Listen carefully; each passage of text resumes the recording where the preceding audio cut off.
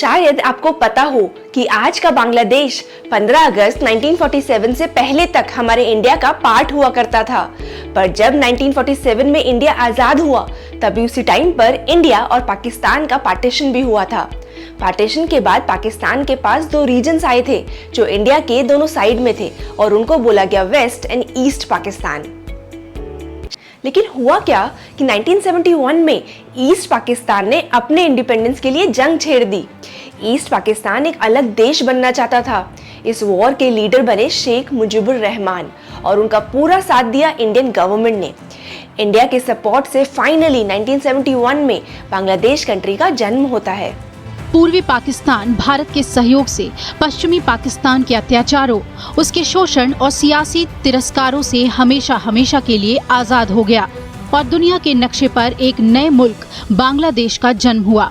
पर अभी हाल ही में 5 अगस्त 2024 को सोशल मीडिया पर फोटोज एंड वीडियोस वायरल होती हैं जिसमें protesters Bangladesh prime minister Sheikh Hasina के हाउस में घुसकर उस पर कब्जा करते हुए दिखाई देते हैं। वहाँ वो खाना खाते हुए, बेड पर सोते हुए, पेंटिंग्स ले जाते हुए वीडियोस में नजर आते हैं। Meanwhile Sheikh Hasina prime minister post से रिजाइन कर कंट्री छोड़कर भाग जाती हैं और साथ ही में इंडिया से अपने लिए एक सेफ स्पेस की हेल्प भी मांगती हैं। इंडिया शेख हसीना को सेफ स्पेस दे भी देता है। In breaking news, former Bangladesh Prime Minister Sheikh Hasina has arrived in India. She landed at the Hindon Air Force Base near Delhi after resigning from her position. तो ऐसा क्या हुआ कि 15 साल से प्राइम मिनिस्टर के पोजीशन पे काम करने वाली शेख हसीना, जो और कोई नहीं बांग्लादेश के फाउंडिंग फादर शेख मुजीबुर रहमान की बेटी हैं, उनको देश छोड़ के भागना पड़ा।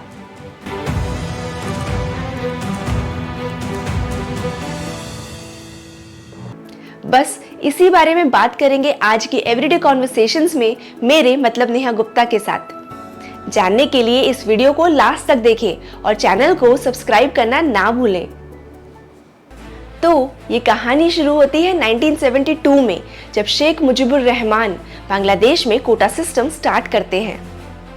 इस सिस्टम में 1971 वॉर ऑफ इंडिपेंडेंस में लड़ने वाले सोल्जर्स के चिल्ड्रन एंड ग्रैंड चिल्ड्रन के लिए गवर्नमेंट जॉब्स में 30% रिजर्वेशन फिक्स किया जाता है। बाकी और भी सीट्स रिजर्व की जाती हैं वुमेन, माइनॉरिटीज, डिसेबल्ड के लिए, जो मिला के टोटल बैठती है 56%। और यही रूट कॉज बनता है स्टूडेंट्स प्रोटेस्ट का, जो स्टार्ट होते हैं अप्रैल 2018 में कि फ्रीडम फाइटर्स के तीसरी पीढ़ी को भी ये बेनिफिट क्यों दिया जा रहा है। स्टूडेंट एक्टिविस्ट डिमांड करते हैं कि कोटा सिस्टम को चेंज करा जाए और 56% कोटा को रिड्यूस करके 10% तक लाया जाए और इससे जो सीट्स खाली होंगे उनको स्टूडेंट्स के मेरिट पे भरा जाए। स्टूडेंट्स का कहना था कि ये कोटा सिस्टम अवामी लीग पार्टी के सपोर्टर्स को फेवर करता है, इसीलिए डिस्क्रिमिनेटरी है और वो ओवरऑल रिजर्वेशन के खिलाफ नहीं है। मतलब वुमेन, माइनॉरिटीज के रिजर्वेशन को वो फेवर करते हैं। ये स्टूडेंट प्रोटेस्ट बहुत टाइम तक चलते रहते हैं।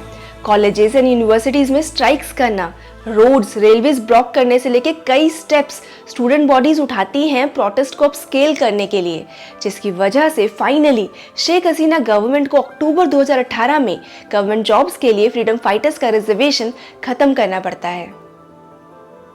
अब 2021 में कुछ लोग हाई कोर्ट में पिटीशन डालते हैं वापस से 30% रिजर्वेशन को एस्टैब्लिश करने के लिए और जुलाई 2024 में हाई कोर्ट कोटा सिस्टम को फिर से इंट्रोड्यूस कर देता है। हाई कोर्ट के इस ऑर्डर से फिर से लार्ज स्केल प्रोटेस्ट शुरू हो जाते हैं।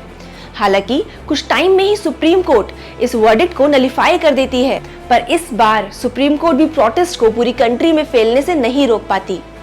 गवर्नमेंट प्रोटेस्ट को शांत करने के लिए nation wide schools and universities को बंद कर देती है और वायलेंट मेथड्स यूज करने लगती है, जैसे राइट पुलिस को डिप्लॉय करना, nation wide shoot at site का कर्फ्यू डिक्लेयर कर देना। न्यूज आती है कि कोमिला यूनिवर्सिटी के स्टूडेंट प्रोटेस्टर्स पर पुलिस ने ओपन फायर किया है। Government nation wide internet and mobile connectivity blackout announce कर देती है और साथ ही में सोशल मीडिया जैसे फेसबुक, टिकटॉक, व्हाट्सएप भी ब्लॉक कर देती है। यहाँ तक कि गवर्नमेंट प्रोटेस्ट करने वाले लोगों को रजाकार करके रेफर करती है। रजाकार्स एक ऑफेंसिव वर्ड है जिसको बांग्लादेश में उन लोगों के लिए यूज किया जाता है जो 1971 में एनिमी पाकिस्तान की तरफ से लड़ाई में थे। गवर्नमेंट का ये एटीट्यूड सिचुएशन को और ज्यादा वर्स कर देता है और जो प्रोटेस्ट कोटा को रिफॉर्म करने के लिए शुरू हुए थे वो जनरल पब्लिक के प्रोटेस्ट में बदल जाते हैं, जहां लोग हसीना गवर्नमेंट को स्टेप डाउन करने के लिए डिमांड करने लगते हैं। और इन्हीं मासिव प्रोटेस्ट के चलते शेख हसीना को रिजाइन करना पड़ता है और बांग्लादेश से भागना पड़ता है। पर अभी तक जितनी भी बातें मैंने आपको बताई वही काफी नहीं है बांग्लादेश में जो हुआ उसके जड़ तक जाने के लिए। बहुत सारे ऑन ग्राउंड इश्यूज जो इस सिचुएशन के पीछे हैं उनको मैं आगे के बांग्लादेश सीरीज में कवर करूंगी, जैसे बढ़ती हुई यूथ अनएम्प्लॉयमेंट, बैंकिंग सेक्टर के बढ़ते डिफॉल्ट लोन्स वहां की क्रम्बलिंग सिचुएशन को पहले से बता रहे थे। साथ ही में बांग्लादेश क्राइसिस कैसे इंडिया के नेबरहुड को और मुश्किल कर देगा और हम पर इसका क्या इम्पैक्ट आ सकता है ये भी बताऊंगी। So keep watching my channel and keep showering your precious love and support. जय हिंद।